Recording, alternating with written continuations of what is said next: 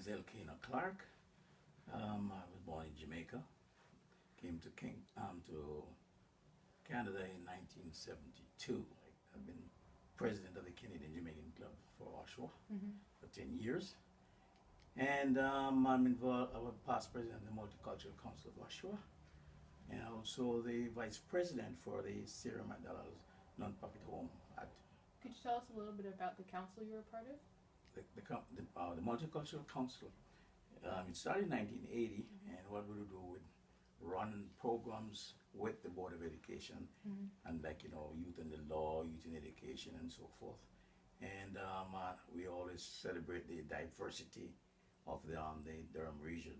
During that time, that's in the 90s, we usually have a program, Rogers program, and I usually be on that program for every second month.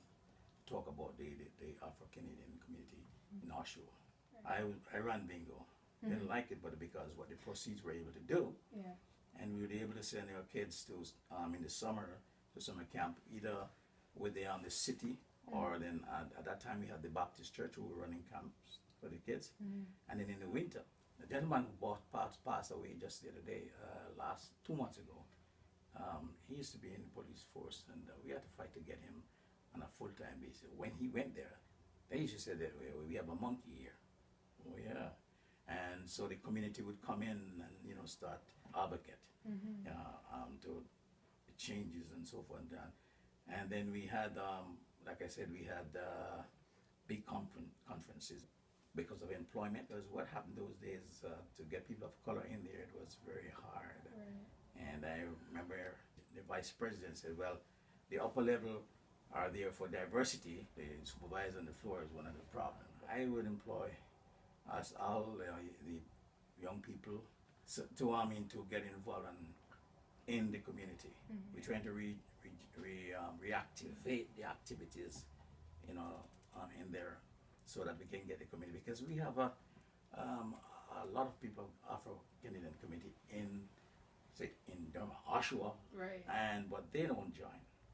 If you don't join, and you're like a limping man running race among trained runners, the community organization is there to give access to what's going on to the least of the society. And we'll hope and encourage people to get involved. If you don't want to join the existing one, start one. So talking about starting your own club, you helped found the Canadian Jamaican Club. Yes. Could you tell us a little bit about that? Club Care started in 1966.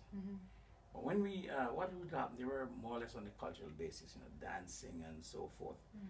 But as we know, and no disrespect to them, but if you're from the Caribbean, particularly Jamaica, and put it that way, education is key. And one of the things I found, even when I was in Canada, Toronto, is that the community in a whole give open to you when you're trying to talk about education and to exist in education, because we all can dance. See? Exactly. And I remember the first conference we organized here was at Central Collegiate. This Italian lady was talking about they were having their Saturday morning class, and she brought all the kids over to her class, symposium that we had. And again, we were dealing with youth in the law, youth in the education system, youth in the police, youth in the family, substance abuse, and the whole works. And for the several years we have that conference, and we get professional comes in. We started off first getting people from the Caucasian committee, but then we said we got qualified people. We got people to come in here like Dr. Ines Elliston from Toronto, Dr. Mavis Burke, Dr. George Eaton, and we our patriarch, Mr. Harry Geary, and Judge Giselle.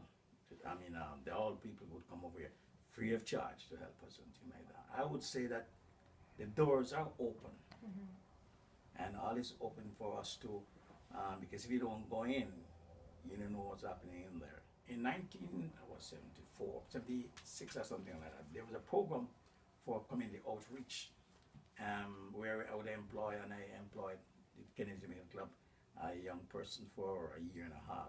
I was our supervisor, the documentary, and the program should go on Friday to the directorate. Now you hear that they're talking about the race relation directorate. There was one. There was one going on in the 90s, but when another prime minister came in, Mr. Harris, he cut it out. So now today we have to go back to the same thing. And we have that young lady who would go to the school.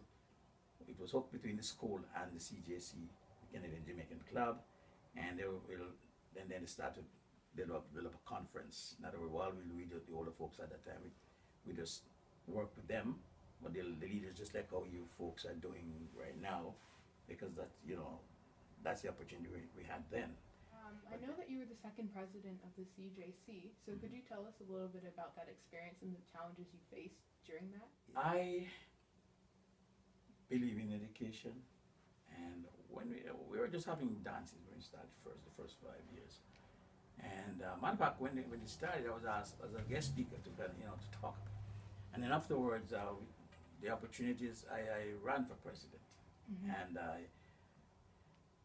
the challenge that we had again those days, I said, it was the first of all, finding funds. And so the president, a gentleman, Mr. Weathers, a matter, he just called me before he came in, or stayed around. And myself went down to the hall to talk to the people. And they said, well, you have to put up $900 first. You may lose the $900. And he was just waiting to see what our reaction. So, but anyhow, we'll give you the $100 first, the $900, and when you have a profit, you will pay us back. She'll come and she said, Elkanah, it takes two to make it happen in a community. One to make it happen, and one to help make it happen. Where are you going to be? And we go to the police and explain to them, we don't have a big problem, but Toronto is growing and Durham is growing, so we have to be proactive. We did the same thing with the housing. And eventually, what they have today, as they call the Police Diversity Committee, it was the Police Race Relation Committee, and 4 of us started it. And when you look at what the police were saying about people of color and whatever it is, we saw it and we said, hey, we got to run something. And then we got another grant from government, a whole week diversity course. With the Durham region. We started in Oshawa stations, and we did the whole works. And then the OPP asked us to do theirs, because we had at that time a gentleman who was OP was stationed out of Whitby there, and he helped us. And so we run for the OPP. And then what we did, we contact the Congress of Black Women in the various regions in Ontario, and tell them, let them know what the situation, how they can operate it in their region. And that was the first time in Ontario, and that's that they have that sort of thing. And from there comes the diversity operations you have going on in Toronto or whatever it is, something like that. Oh, okay. Oh, yes. Could you tell us any challenges you faced being on the board of directors? The biggest challenge we had was with the public board. Again, they have this, what we call it, the old-time sociologists call it, the Westminster Whitehall system, which is the master and servant thing. So they want to do that sort of thing. We had another counselor who, and I always say it, he changed now, but he was very racist. Nesta Pegibeke. He won, there was another lady who had the counseling, right? And she lost and he took over. And he voted, went against us, and we lose the house because he said, where we were in the Saturday morning class with the kids, nobody lived there. One house in the whole corridor there. And the lady who lived that house was physically challenged. And what his thing was that if there's a flood, people will die. And I have the documents to prove this, right? And he went to the city of Oshawa. And I remember Nancy Diamond, my dancer, came off the podium and asked her assistant to and talk on her behalf. We have people like there's a gentleman, he passed away, was the mayor before, and some councillors. But at the end of the day, the vote, we lost by 1 vote. Now today, because what they're saying at that particular time, because it was heavy, and that cuts our community at that time, because what happened, the community says, give me a break. it racism was so blatant. One council would carry they call it the forms to people without the region or without the area to sign up against it. Petitioning. Petitioning against it, right? Yeah. So those people supported you. Is there any way the government has supported the Canadian Jamaican Club? Because of the exposure and the things that we took on, education and so forth, we never lost a proposal yet. Yeah. Every proposal we send. As a matter of fact, a good friend of mine, he lives in Mississauga, but he was with the ministry. And he knew what was going on over there. Serinda Gill Singh. And he called me and he says, Elkanah, get the people together. And we met at the city hall, and he brought a little old man, God bless his soul, named Bing. He was in housing. And he was telling us about what's going on in Oshawa. Houses were going back because there was no takers, because they didn't say anything to us. Right. I mean, I investigated, and our treasurer at that time, and Mr. Brazier, who was the accountant, CTO, one of the accountants, I said, find out if we can find out when they have meeting. And they wouldn't let him know. And by chance, he called me one day, and he says to me, Mr. Clarke, those folks are having meeting at quarter to 8 in the morning. And I called another friend of mine who was a part of the organization, was self-employed. But I worked with the LCBO at the time. And I took a day off, and I went there. We kind of bust the meeting, put it that way. When we reached there, we saw people who we knew. And naturally, the pigmentation, nothing like this, right? So, like ours. And the person said to us, oh, Elkanah, I didn't know you, and Roy, I didn't know you're interested in nonprofits. I said, yes. How did you hear about it? Ancient Chinese secret, I told her. And at that time, we heard about a conference was coming on, because and then we sent people, because we are again at bingo, we're able to send 3 people to go to that conference where they get the consultants and we get in the housing for there. Then I took it to the network, because I believe in participating democracy, right? We have to work together as a group. And then from then we have representatives from the various groups I told you on the board. Do you see the government in future aiding your program? I think the government will, as today, the government will aid any program. There's a lot of money.